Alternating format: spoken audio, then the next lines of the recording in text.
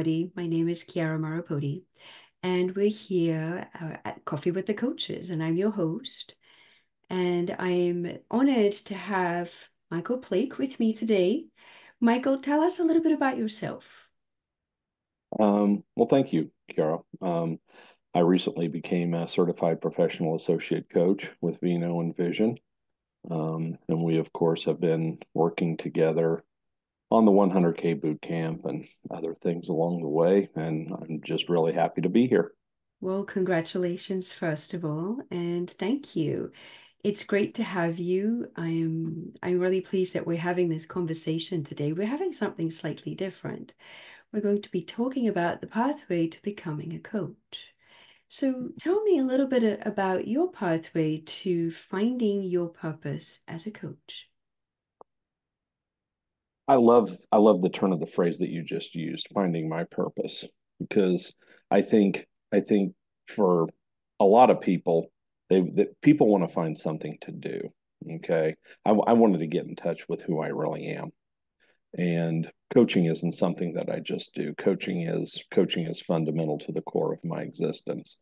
I actually believe that it's hardwired and written onto my soul. Um,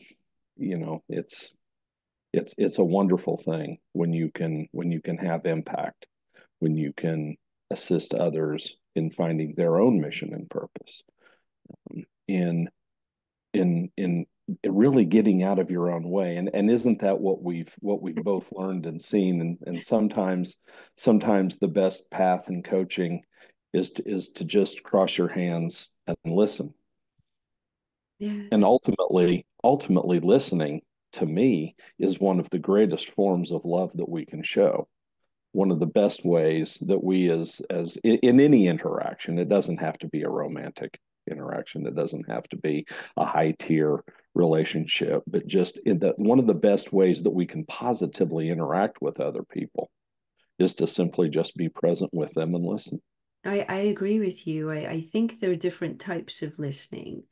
You know, a lot of people listen with their ears with the intent to make sure that they're validated or that they're clarified, only to find that they're not really listening to what the other person is actually saying.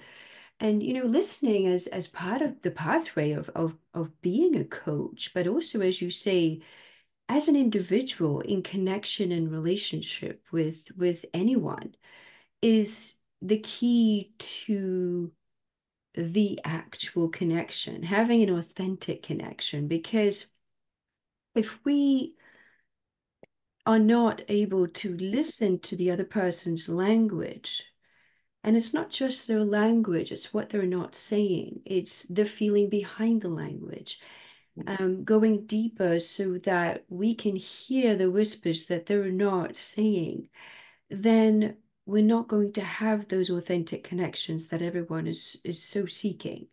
Mhm. And most definitely, as a coach myself, my purpose as a coach is to listen for what people aren't saying. And often, you know, they will say to me, "How did you know that? How did you go down there?" And I said, "Well, I felt it. I was with you, not just in my mind to answer you. I was there with myself, my whole physical being, my feeling being, and all parts of me. I was respecting you and being present, Mhm. present enough to truly listen to what you're saying and what you're not saying." And you know, lots of people speak in inferences, and sometimes people speak directly, and it really depends on the context and it depends where they're coming from and what they're talking about. So, being able to decipher those inferences and having that discernment is absolutely key, I found. I believe you're right. And you've hit upon something that I feel very strongly about, and that is style. We all have a different style of communicating. We have different styles of listening. I may be far more direct. I may be downright blunt, if someone's not used to it. And then there are those indirect styles, and Right. I remember very clearly struggling, as a young freshman in college, somebody saying, "Hey, Mike, is my coffee cup in the kitchen?" yes, Kevin, it is. And then walking back in, and Kevin's like, where's my coffee? And I'm like, you didn't ask for coffee. You asked if it was in the kitchen. And of course, Right, but that's exactly what we're talking about because right, people communicate things differently. He wasn't going to ask for me to bring his coffee. That was his way of just being very subtle and indirect. I had to learn, right. I had It's an so much to learn. inference. I'm Mm. inferring to you that, my coffee should be in my cup. And And, so, and my cup should be in my hand. Would you right. help me with So, that? oh my word. So, but this brings up a really important point that you did pick up on is that the differences in communication create so much misunderstanding that is unnecessary because, if someone is unable to catch that inference, then the whole communication falls apart. And then we come to a point of a stalemate or a conflict or a misunderstanding of sorts without clarification. And so the other thing that I really like about communication is clarification questions. And also reflecting back. So having clarification questions, asking more to understand, because it's only in asking to understand that we can truly have a grasp of somebody else's reality, because literally you're having two realities that are coming together to exchange information. It might be a transaction. It's a transaction of sorts, whether it's an emotional transaction, whether it's a mental transaction, a knowledge sharing, or whether it's a bit of both. You know, there are different nuances to it. There are different also burdens with that. With an emotional transaction, there is more emotion with that. So there might be a burden with that, or it's more heavy, and it has more weight. Whereas a transaction, for example, that's literal, like where's my coffee cup? It's pretty obvious the coffee cup is going to be in the kitchen. But without knowing that the inference was to make sure that you bring my coffee in my cup to me. But this is really important. It's an important discussion. The other aspect of this, I think, and especially when we're talking about relationships, coaching is a relationship. We have a relationship with our clients. Much as, sometimes we may be talking about their relationships, but having the ability to discuss difficult topics effectively. Um, Certainly, things come up in the process of a coaching call, in the process of even in the process of a discovery call, Yes. where Yes. we're really just starting to lay the foundation for what's going to come next. The but the ability to have difficult conversations, the ability to use empathy and feel where the other person is, to hear them, and as you say, here to truly listen and understand, to not simply listen to respond and react. Um, and but that goes all the way to the top of the top tier relationships. Any couple has to have the ability to effectively talk about the things that come up. If my feelings are hurt, it doesn't matter that they didn't mean to hurt my feelings. We still need to address that, and vice versa. Absolutely. And when someone comes to us and wants to discuss those things, we have to see that not as an attack, not as a you did this to me, I'm upset with you. No, rather it's an opportunity for us to connect and grow stronger Right. through the conversation. And then take that down a couple levels to the coaching. It's really just it's basic. It's intrinsic to what we do. And I absolutely agree with you. And I mean, going back to your point, there's a lot of defensiveness when emotions are a part of the picture. And often, whether it's a relationship, a friendship, or a coaching professional relationship, there are going to be triggers. And often I've found that when something is triggered, it comes from the child.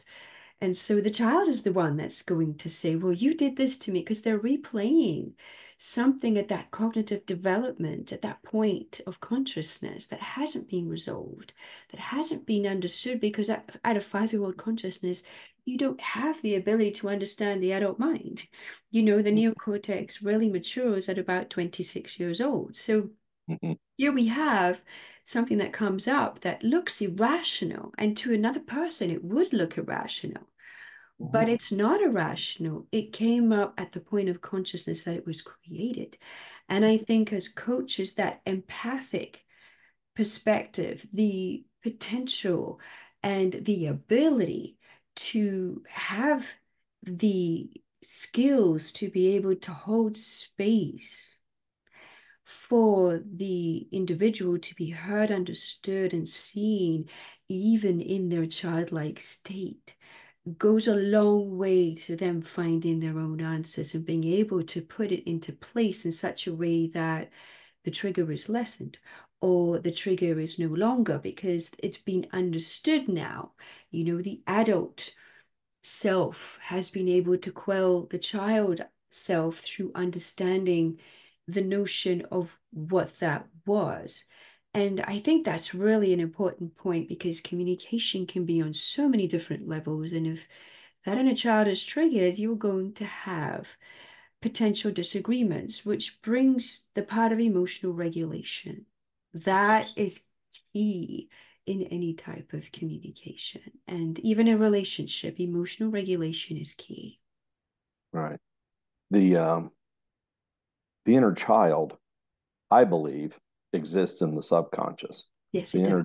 inner child exists in the subconscious. So we're not actively thinking about the inner child. We don't see the child, No. kind of stomping his or her foot. Sometimes they do, And but and actually yes, but when the inner child rears, okay, we then become consciously aware of fear. Yes. We're afraid of something and we're not Yeah. sure, potentially, we're not even sure what we're afraid of. But you're Absolutely. right. A memory has been triggered, and Absolutely. the fear is there because something about the current situation reminds the subconscious of what happened sometimes decades ago. Yes. And that is very important for any coach to really grasp and to be able to have the skill to provide the professional soothing, provide the emotional regulation for the client through you. And even in relationships, when you see that kind of thing happening, then that empathy and compassion, although they come from different parts of the brain, by the way, but that empathy and compassion is really important to allow them to express that so that it fully comes up provided that they're comfortable and they're in safety, because that's another very important part of being a coach is knowing if it's safe and comfortable. And if they're not ready, then you deal with this small piece here and then you move on. And then when it rises up again, that's when it's time, it's ready to go. But definitely that the ability to have that empathic perspective and that soothing that they didn't get as a child. That's why they had that fear. And Mm-hmm. so really being that aspect for them in such a way that the child feels relieved and safe. Mm-hmm. Now you can do the work.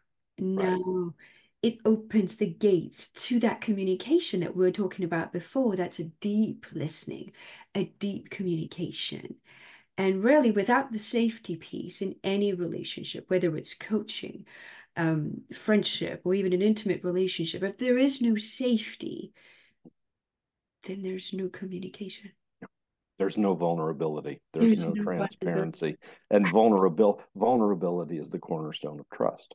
Absolutely. If I can't be vulnerable with you, it's because on some level I don't trust you or I don't believe you trust me. Absolutely. I agree with you. I agree with you. And so this passage, this pathway to becoming a coach is really about self-development, isn't it? It is. It is. And I think the important distinction is so much of self-development. If I'm developing myself, the idea with some people might be that if I develop myself, I'm going to be more effective in all of my relationships. But as a coach, I'm not. I'm not wanting to develop myself so I can better tell people how to do things. I'm not Absolutely. trying to Yes. better I'm not trying to develop a bigger bag of tricks so that I can pull Yeah. out all of these things and give them to them. It's learning, as we were talking about with dealing with past traumas, that on some level I have to understand. I can talk about until I'm blue in the face the fact that we can suppress those emotions, that we can express those emotions, or we can sit with those emotions and let them wash over us and then release them. Okay. I know that, but if I make up my mind what you need in that moment after you've expressed this Absolutely. trauma, after you've gone there and you are now feeling those emotions, okay, I have to very gently and very subtly, without steering you, help you determine which of those three we're going to do. And at the end of the session, then we can talk about, okay, which of these three happened, and then maybe we can develop some awareness going forward about how to do that better. I don't like better because it's so better Yeah, or more effectively. I It's agree. so binary. I don't It like the is. binariness of it, but just more effective. And I agree with you. There was something that came out for me while you were speaking, which I'd like to share and we can discuss, is the judgment and assumption piece.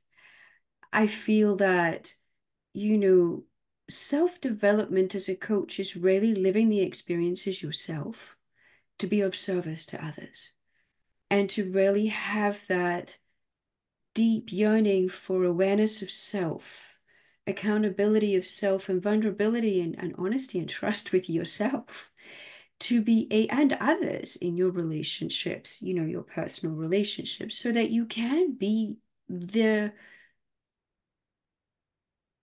the sounding board, the safety net, the pathway for others to find their own. Because, we can theorize and we can intellectualize, we can have 10 degrees, but a degree doesn't really make you, um, it doesn't, it gives you knowledge that you can work upon, that you can draw upon. So it's important, but really life experience and the application of the listening process, the ability to have that ebb and flow, knowing when to speak, when not to speak, having those pauses, and allowing the other person to find themselves in the moment. It can't be taught. It only comes with the experiential, the application, the experiencing things that perhaps take you out of your own comfort zone, and I think that that is very key. So that non-judgmental and non-assumption, not putting people in a box and thinking for them, like you said, and thinking, well, this is what they need. That's not the pathway of a coach. That's more of a judgment. I don't know what else to call that because it's not in my Consultant. purview. I Yeah, mean, it's but perhaps on the ego mind. some people want a consultant. Some people Yes. absolutely. And there's time and space for a consultant. If Yes. it's a transaction of knowledge, well, in Mhm. computer programming, this is how we do it. Then you need a consultant. But Yeah. if you're coaching somebody and teaching them so that they can find it themselves, now that's a totally different perspective and a totally different approach. And that's interesting.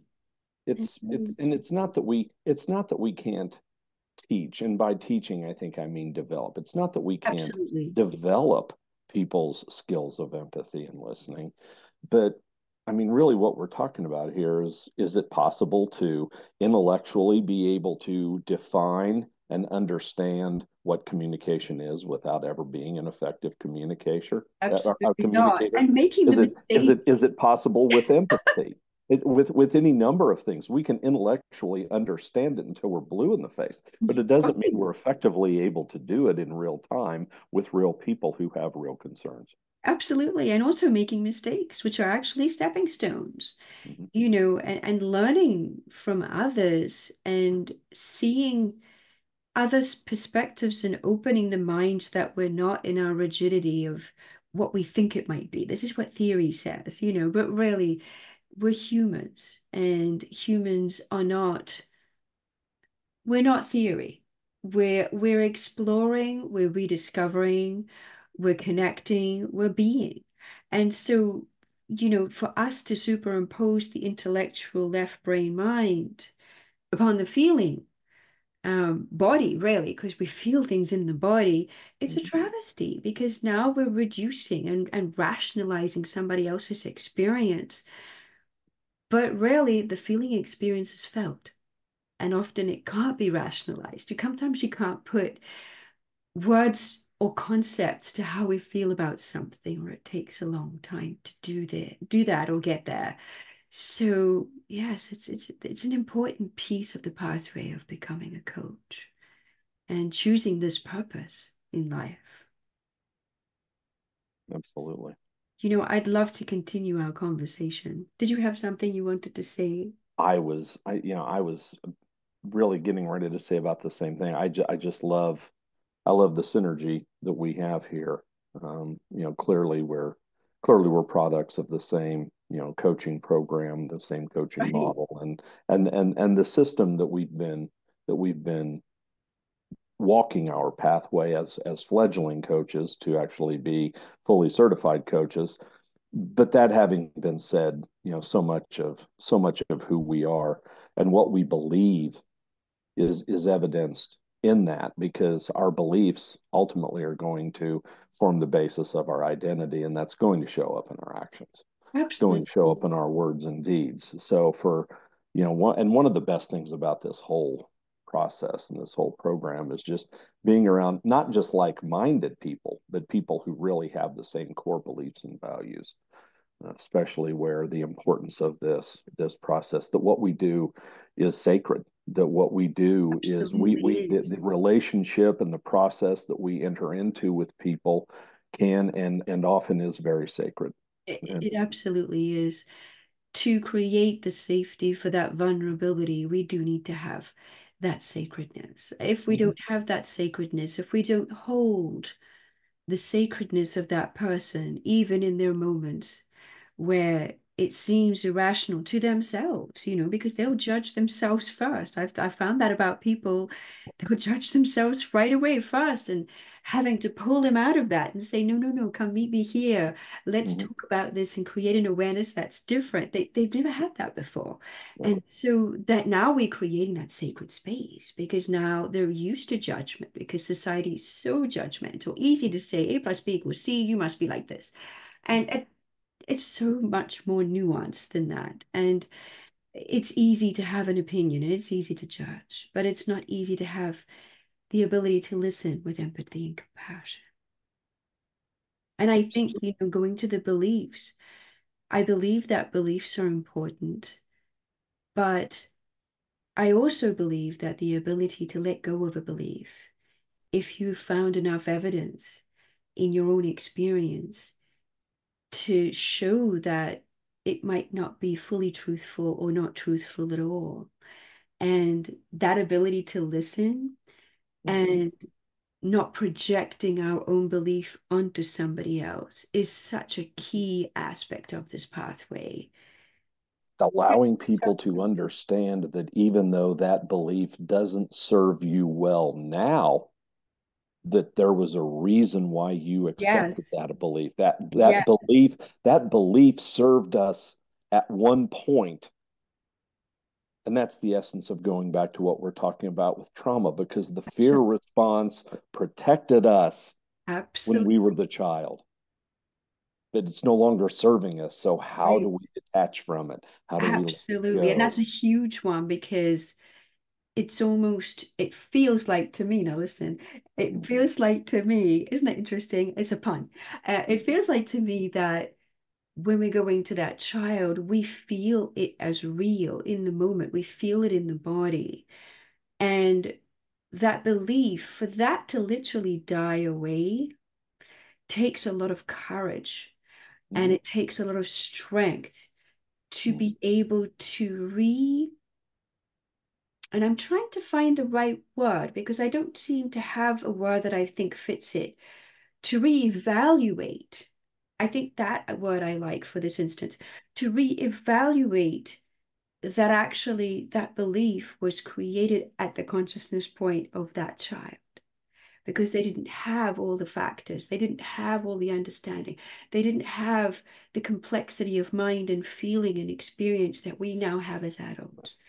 And so, with that in mind, allowing that to fall away, it's almost like an internal death. Some people call it an ego death, but it's an internal death of sorts because there's the fear of what we're going to put there in its place. How's it going to play out? The unknown, because that's what we've known, you know? And so, yeah, this pathway is such an interesting one. This is why I love what I do.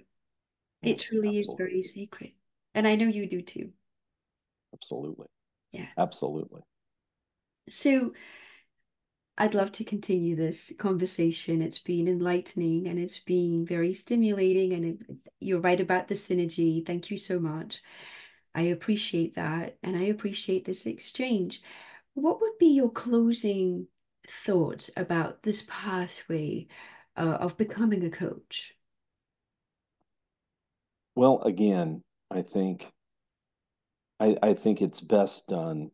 I think it's best done when people understand that this isn't something, this isn't a mask that I'm putting on. I'm not acting like a coach. I'm not choosing to, you know, compartmentalize myself and okay, this is my coach self and this is my other self and this is I think this work is best done when it's a vocation, when it's something that we just are. And I remember very clearly once having a conversation with a gentleman, and he had been the basketball coach at my high school, and I was preparing to go off to college as a freshman. And I was sitting there on the, he was also our dean of students, and I was a bit of a character back when I was in high school, so he knew me from that. But I never scored a point for this guy. I never made a defensive stop for his basketball team. I never got a rebound. I never scored a point. I was a band kid and played golf. So he had absolutely nothing materially invested in me through my high school career. But we were sitting on his deck, and I realized years later that Coach Barr coached me. He coached me, and he coached me not because that was the hat that he decided to put on. He couldn't help himself. He Mm, couldn't any more help himself from not coaching me than a lion could help to chase a gazelle. interesting. It was just endemic to who he was. And that was, and then years later from that, just understanding just how just how beautiful a moment that was, because like I said, I'd never done a thing for him. If anything, I'd been a thorn in his side, as you know, something of a discipline issue once in a while. I wasn't a bad kid, but you know, once in a while I found myself in front of him and I had to answer for Mm, my misdeeds. But here was this man giving of himself because he was being himself. He yeah. he was coaching a kid who was going off to school who was scared. And there he was, just, you know, telling me, He okay, showed up for you. he It's did. he showed up for you, and I think, there it is, that vocation that you're talking about, the showing Mm-hmm. up, the Mm-hmm. being authentic, the seeing, the listening to the other person where they're at and meeting them there. He showed you that. He did. And Showed you that. I couldn't anymore imagine myself doing anything else right now than fly to the moon.